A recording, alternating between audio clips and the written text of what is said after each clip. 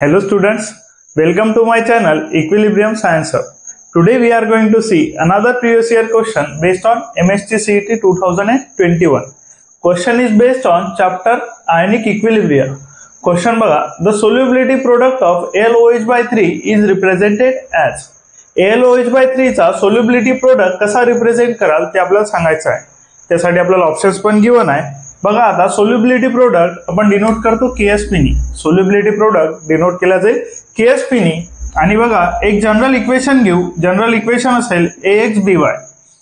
या general equation वरून आपण लिहायचं सोल्युबिलिटी प्रोडक्ट.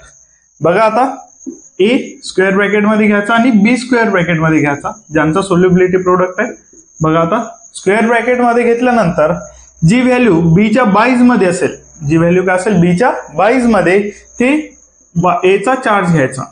बरोबर, जी व्हॅल्यू B च्या बाईज मध्ये असेल, B च्या बाईज मध्ये आहे Y, सो Y असेल A चा चार्ज. बरोबर, त्यानंतर A ला आपण पॉझिटिव्ह चार्ज घेतला, सो B असेल निगेटिव्ह चार्ज.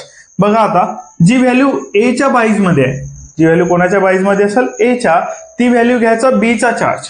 बघा आता X negative. So G value A च्या बाईज मध्ये होती ती आपण B चा चार्ज घेतली आहे, जी व्हॅल्यू B च्या बाईज मध्ये होती ती आपण A चा चार्ज घेतली. मीन्स अपोजिट करायचं. बरोबर, त्यानंतर बघा A चा पॉवर असेल आणि B चा पॉवर असेल. सो पॉवर साठी जी व्हॅल्यू A च्या बाईज मध्ये असेल तोच A चा पॉवर असेल. जसं A च्या बाईज मध्ये X आहे, सो A चा पॉवर X असेल. B च्या बाईज मध्ये Y आहे, सो B चा पॉवर असेल Y.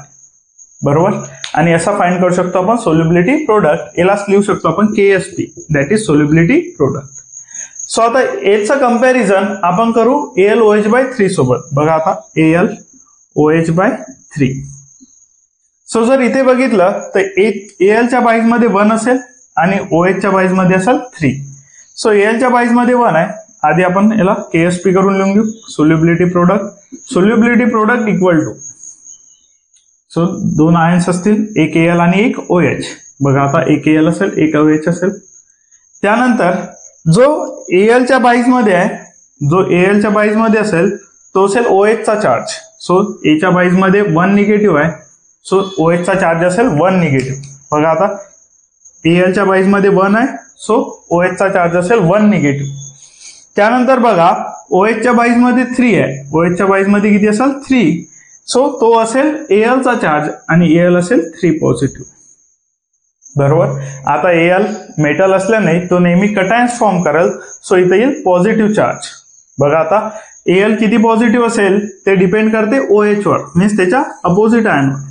बरोबर, त्यानंतर OH किती निगेटिव्ह ते डिपेंड करते Al वर. Al 1 आहे, सो 1 निगेटिव्ह. त्यानंतर पॉवर मध्ये जी व्हॅल्यू असेल ती स्वतःची घ्यायची. बरोबर, जसं Al च्या बाईज मध्ये 1 आहे, सो Al ची पॉवर असेल 1. त्यानंतर OH च्या बाईज मध्ये 3 आहे, सो OH ची पॉवर असेल 3. बघा आता सोल्युबिलिटी प्रोडक्ट लिहू शकतो आपण KSP equal to Al 3 positive to the power 1 आणि OH 1 निगेटिव्ह आहे, डायरेक्टली निगेटिव्ह लिहिलं तरी चालेल, टू द पॉवर 3. बघा आता कोणत्या ऑप्शनशी जोडून येतात, तर बघा इथे Al पॉझिटिव्ह आहे पण आपल्याला पाहिजे Al 3 पॉझिटिव्ह, हे ऑप्शन राहणार नाही. त्यानंतर सेकंड ऑप्शन बघा Al 3 पॉझिटिव्ह आहे. त्यानंतर बघा OH निगेटिव्ह सुद्धा आहे. Al चा पॉवर 1 आहे, Al चा पॉवर 1 असेल. त्यानंतर OH निगेटिव्हचा पॉवर 3 आहे, सो OH निगेटिव्हचा पॉवर असेल 3. So B is the correct answer for the question. बघून घ्या आणि सॉल्व्ह करून बघा एकदा.